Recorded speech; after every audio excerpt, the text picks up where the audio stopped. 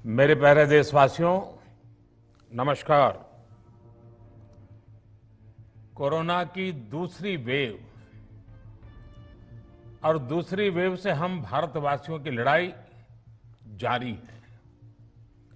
दुनिया के अनेक भारत भी इस लड़ाई के दौरान बहुत बड़ी पीड़ा से गुजरा है। हम में से कई लोगों ने अपने परिजनों को, अपने परिचितों को खोया है। ऐसे सभी परिवारों के साथ मेरी पूरी संवेदनाएं हैं। साथियों, बीते 100 वर्षों में आई ये सबसे बड़ी महामारी है, त्रासदी है। इस तरह की महामारी आधुनिक विश्व ने न देखी थी, न अनुभव की थी।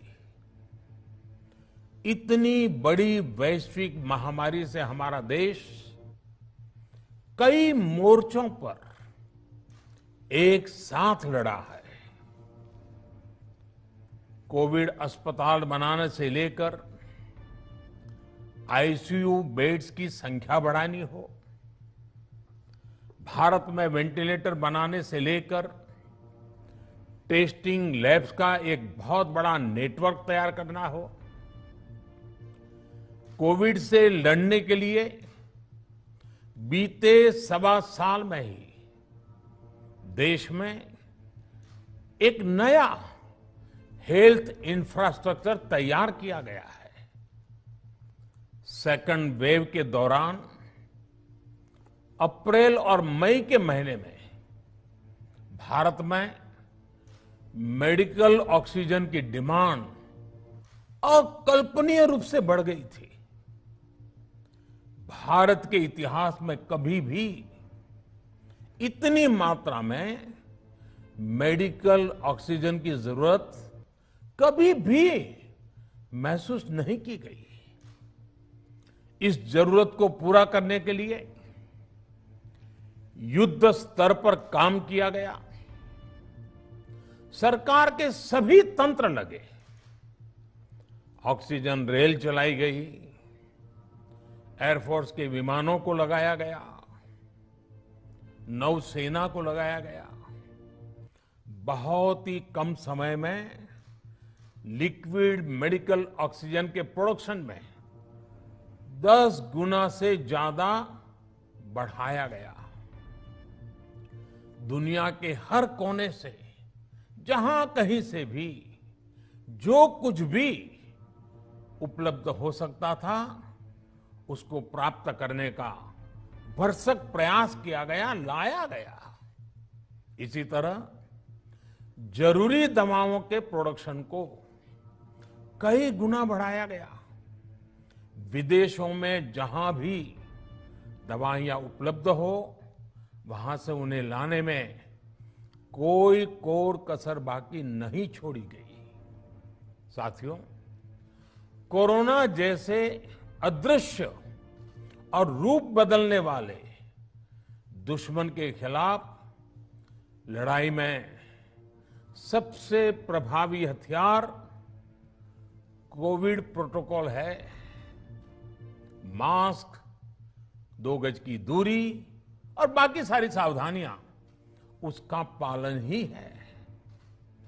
इस लड़ाई में वैक्सीन हमारे लिए सुरक्षा कवच की तरह है। आज पूरे विश्व में वैक्सीन के लिए जो मांग है, उसकी तुलना में उत्पादन करने वाले देश और वैक्सीन बनाने वाली कंपनियां बहुत कम है, इन्हीं गिनी हैं। कल्पना करिए कि अभी हमारे पास भारत में बनी वैक्सीन नहीं होती तो आज भारत जैसे विशाल देश में क्या होता। आप पिछले 50-60 साल का इतिहास देखेंगे तो पता चलेगा कि भारत को विदेशों से वैक्सीन प्राप्त करने में दशकों लग जाते थे। विदेशों में वैक्सीन का काम पूरा हो जाता था, तब भी हमारे देश में वैक्सीनेशन का काम शुरू भी नहीं हो पाता था। पोलियो की वैक्सीन हो, स्मॉल पॉक्स, जहां गांव में हम इसको चेचक कहते हैं, चेचक की वैक्सीन हो, हेपेटाइटिस बी की वैक्सीन हो, इनके लिए देशवासियों ने दशकों तक इंतजार किया था। जब 2014 में देशवासियों ने हमें सेवा का अवसर दिया, तो भारत में वैक्सीनेशन का कवरेज 2014 में भारत में वैक्सीनेशन का कवरेज सिर्फ 60% के आसपास था, 60% के आसपास था। और हमारी दृष्टि में ये बहुत चिंता की बात थी।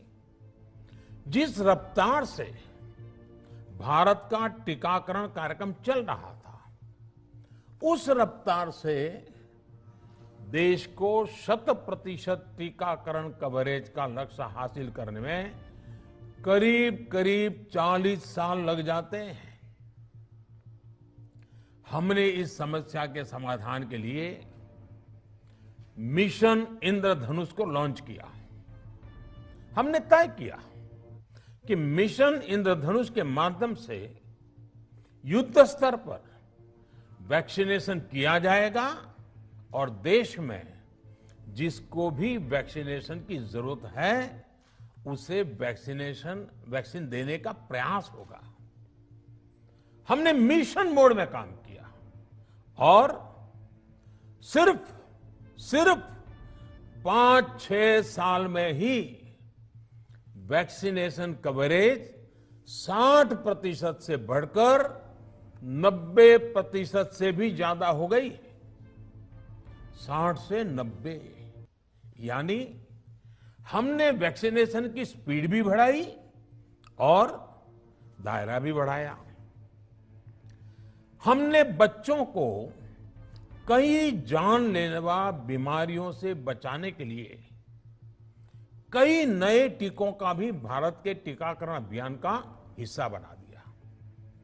हमने इसलिए किया क्योंकि हमें हमारे देश के बच्चों की चिंता थी, गरीब की चिंता थी, गरीब के उन बच्चों की चिंता थी जिन्हें कभी टीका लग ही नहीं पाता था। हम 100% टीकाकरण कवरेज की तरफ बढ़ रहे थे कि कोरोना वायरस ने हमें घेर लिया। देश ही नहीं, दुनिया के सामने फिर पुरानी आशंकाएं घिरने लगी कि अब भारत कैसे इतनी बड़ी आबादी को बचा पाएगा।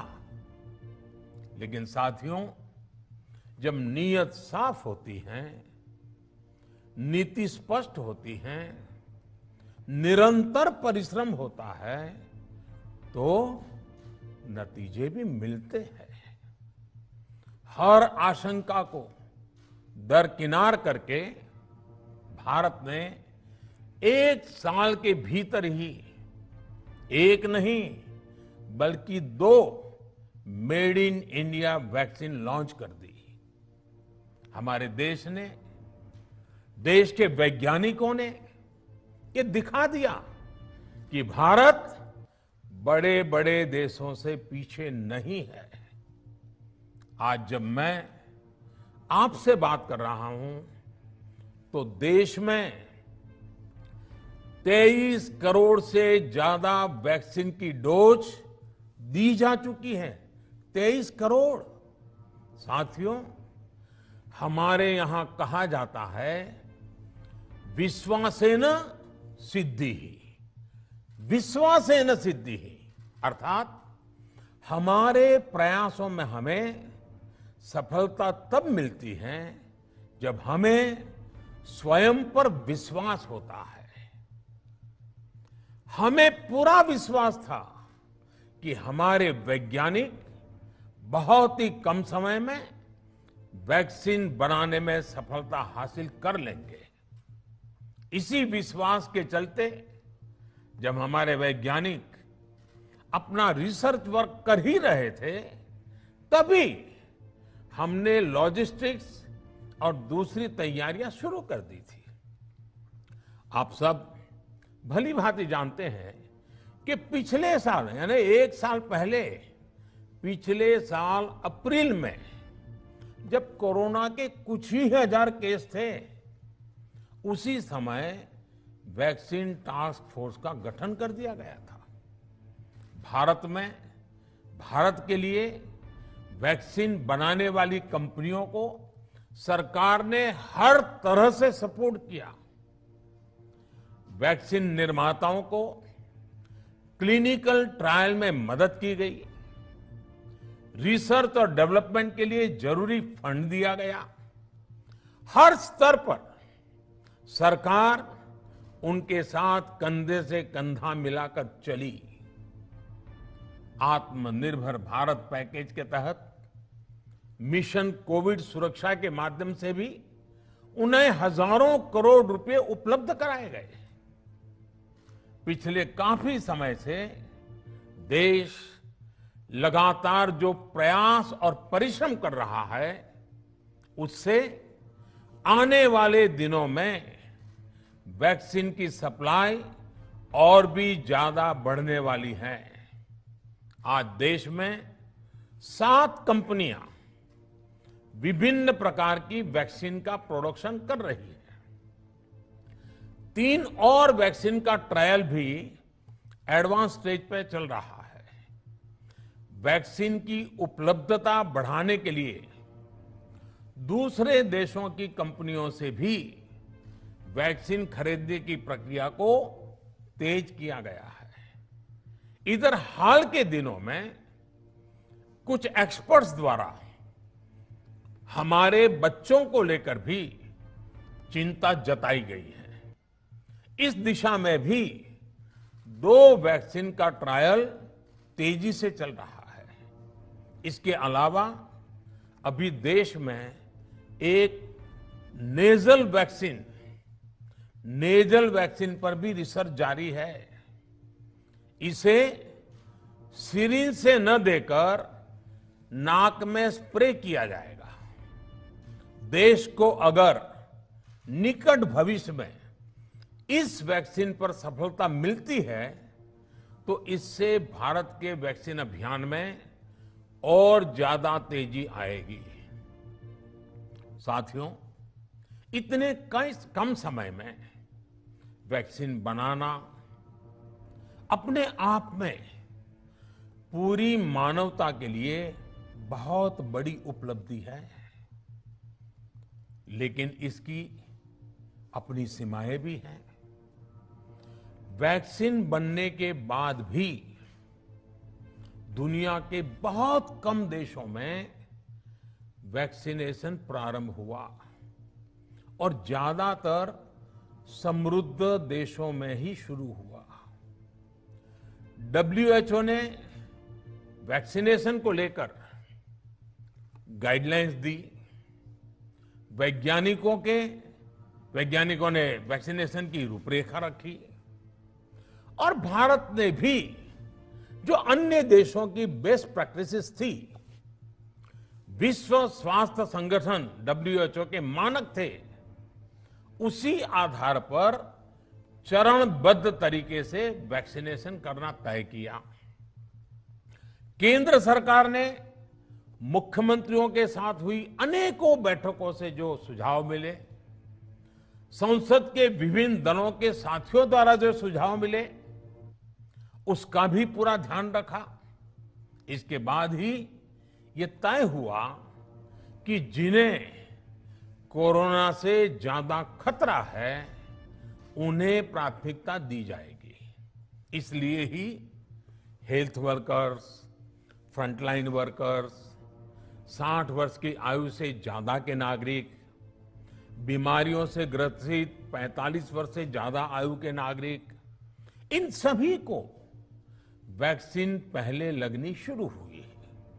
आप कल्पना कर सकते हैं कि अगर कोरोना की दूसरी वेव से पहले हमारे फ्रंटलाइन वर्कर्स को वैक्सीन नहीं लगी होती तो क्या होता? सोचिए, हमारे डॉक्टर्स, नर्सिंग स्टाफ को वैक्सीन ना लगी तो क्या होता? अस्पतालों में सफाई करने वाले हमारे भाई बहनों को, एम्बुलेंस के हमारे ड्राइवर्स भाई बहनों को वैक्सीन ना लगी होती तो क्या होता? ज्यादा से ज्यादा हेल्थ वर्कर्स को वैक्सीनेशन होने की वजह से ही वो निश्चिंत होकर दूसरों की सेवा में लग पाए, लाखों देशवासियों का जीवन बचा पाए। लेकिन देश में कम होते कोरोना के मामलों के बीच केंद्र सरकार के सामने अलग अलग सुझाव भी आने लगे, भिन्न भिन्न मांगे होने लगी, पूछा जाने लगा, सब कुछ भारत सरकार ही क्यों तय कर रही है? राज्य सरकारों को छूट क्यों नहीं दी जा रही है? राज्य सरकारों को लॉकडाउन की छूट क्यों नहीं मिल रही है? One size does not fit all जैसी बातें भी कही गई। दलील ये दी गई कि संविधान में चूंकि हेल्थ, आरोग्य प्रमुख रूप से राज्य का विषय है, इसलिए अच्छा है कि सब राज्य ही करें। इसलिए इस दिशा में एक शुरुआत की गई। भारत सरकार ने एक बृहद गाइडलाइन बनाकर राज्यों को दी ताकि राज्य अपनी आवश्यकता और सुविधा के अनुसार काम कर सके। स्थानीय स्तर पर कोरोना कर्फ्यू लगाना हो, माइक्रो कंटेनमेंट जोन बनाना हो, इलाज से जुड़ी व्यवस्थाएं हो, भारत सरकार ने राज्यों की इन मांगों को स्वीकार किया। साथियों, इस साल 16 जनवरी से शुरू होकर अप्रैल महीने के अंत तक भारत का वैक्सीनेशन कार्यक्रम मुख्यतः केंद्र सरकार की देखरेख में ही चला। सभी को मुफ्त वैक्सीन लगाने के मार्ग पर देश आगे बढ़ रहा था। देश के नागरिक भी अनुशासन का पालन करते हुए अपनी बारी आने पर वैक्सीन लगवा रहे थे। इस बीच कई राज्य सरकारों ने फिर कहा कि वैक्सीन का काम डिसेंट्रलाइज किया जाए और राज्यों पर छोड़ दिया जाए।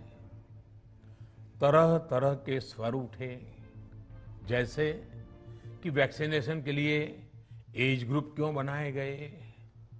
दूसरी तरफ किसी ने कहा कि उम्र की सीमा आखिर केंद्र सरकार ही क्यों तय करे।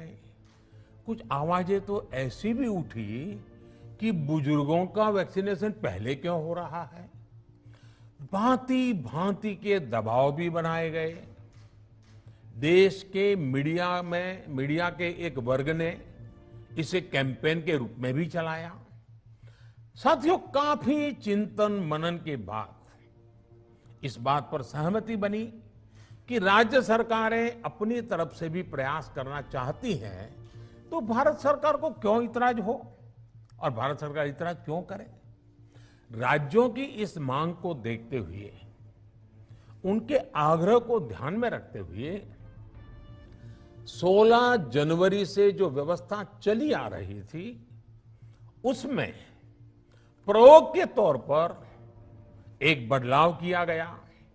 हमने सोचा कि राज्य ये मांग कर रहे हैं, उनका उत्साह है, तो चलो भाई 25% का काम उन्हीं को सुपुर्द कर दिया जाए, उन्हीं को दे दिया जाए। स्वाभाविक है 1 मई से राज्यों को 25% काम उनके हवाले कर दिया गया। उसे पूरा करने के लिए उन्होंने अपने अपने तरीके से प्रयास भी किए। इतने बड़े काम में किस तरह की कठिनाइयां आती हैं, ये भी उनके ध्यान में आने लगा। उनको पता चला पूरी दुनिया में वैक्सीन की क्या स्थिति है, इसकी सच्चाई से भी राज्य परिचित हुए। और हमने देखा, एक तरफ मई में सेकेंड वेव, दूसरी तरफ वैक्सीन के लिए लोगों का बढ़ता रुझान, और तीसरी तरफ राज्य सरकारों की कठिनाइयां। मई में 2 सप्ताह बीतते बीतते कुछ राज्य खुले मन से ये कहने लगे कि पहले वाली व्यवस्था ही अच्छी थी। धीरे धीरे इसमें कई राज्य सरकारें जुड़ती चली गई। वैक्सीन का काम राज्यों पर छोड़ा जाए। जो इसकी वकालत कर रहे थे, उनके विचार भी बदलने लगे।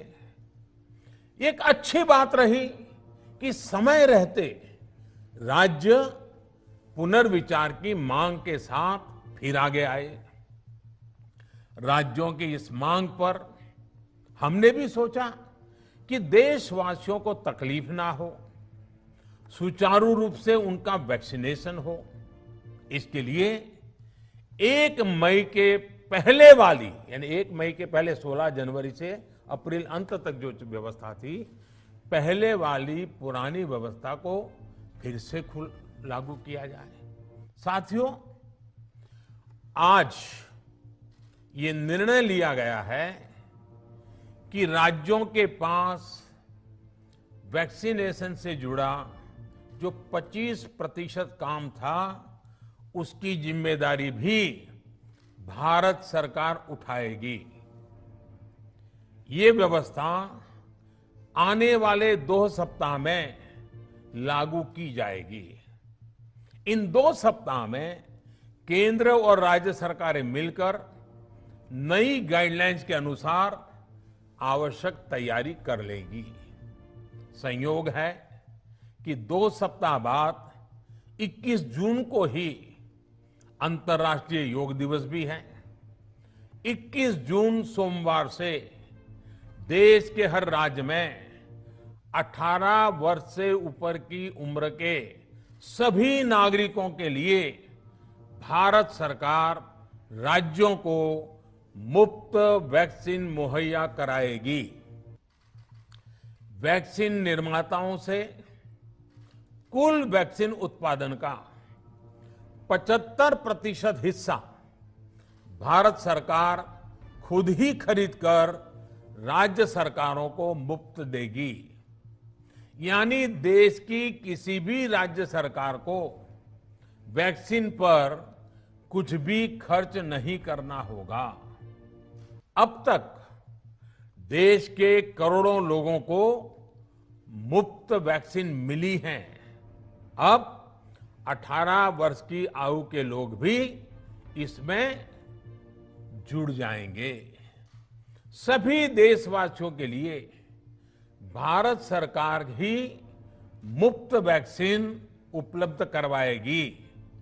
गरीब हो, निम्न मध्यम वर्ग हो, मध्यम वर्ग हो या फिर उच्च वर्ग, भारत सरकार के अभियान में मुफ्त वैक्सीन ही लगाई जाएगी।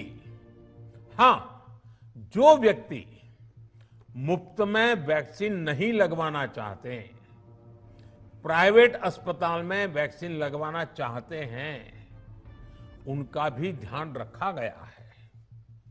देश में बन रही वैक्सीन में से 25% प्राइवेट सेक्टर के अस्पताल सीधे ले पाए, ये व्यवस्था जारी रहेगी। प्राइवेट अस्पताल वैक्सीन की निर्धारित कीमत के उपरांत एक डोज पर अधिकतम 150 रुपये ही सर्विस चार्ज ले सकेंगे। इसकी निगरानी करने का काम राज्य सरकारों के पास ही रहेगा। साथियों, हमारे शास्त्रों में कहा गया है प्राप्य आपदम न व्यथते कदाचित, उद्योगम अनु इच्छति चा प्रमत्तः, अर्थात विजेता आपदा आने पर उससे परेशान होकर हार नहीं मानते, बल्कि उद्यम करते हैं, परिश्रम करते हैं और परिस्थिति पर जीत हासिल करते हैं। कोरोना से लड़ाई में 130 करोड़ से अधिक भारतीयों ने अभी तक की यात्रा आपसी सहयोग, दिन रात मेहनत करके तय की है। आगे भी हमारा रास्ता हमारे श्रम और सहयोग से ही मजबूत होगा। हम वैक्सीन प्राप्त करने की गति भी बढ़ाएंगे और वैक्सीनेशन अभियान को भी और गति देंगे। हमें याद रखना है कि भारत में वैक्सीनेशन की रफ्तार आज भी दुनिया में बहुत तेज है, अनेक विकसित देशों से भी तेज है। हमने जो टेक्नोलॉजी प्लेटफॉर्म बनाया है कोविन, उसकी भी पूरी दुनिया में चर्चा हो रही है।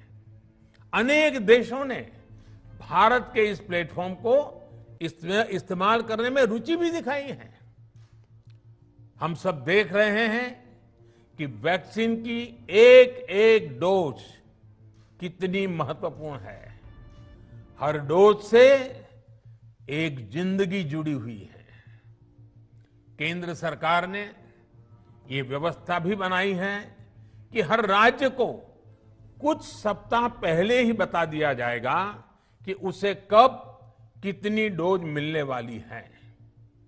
मानवता के इस पवित्र कार्य में वाद विवाद और राजनीतिक छींटाकशी से ऐसी बातों को कोई भी अच्छा नहीं मानता है।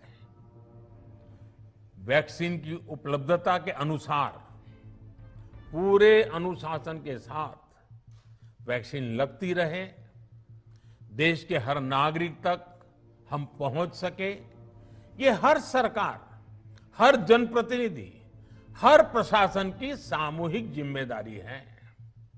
प्रिय देशवासियों, टीकाकरण के अलावा आज एक और बड़े फैसले में, उस फैसले से मैं आपको अवगत कराना चाहता हूं। पिछले वर्ष जब कोरोना के कारण लॉकडाउन लगाना पड़ा था, तो प्रधानमंत्री गरीब कल्याण अन्न योजना के तहत 8 महीने तक 80 करोड़ से अधिक देशवासियों को मुफ्त राशन की व्यवस्था हमारे देश ने की थी। इस वर्ष भी दूसरी वेव के कारण मई और जून के लिए भी इस योजना का विस्तार किया गया था। आज सरकार ने फैसला लिया है कि प्रधानमंत्री गरीब कल्याण अन्न योजना को अब दीपावली तक आगे बढ़ाया जाएगा।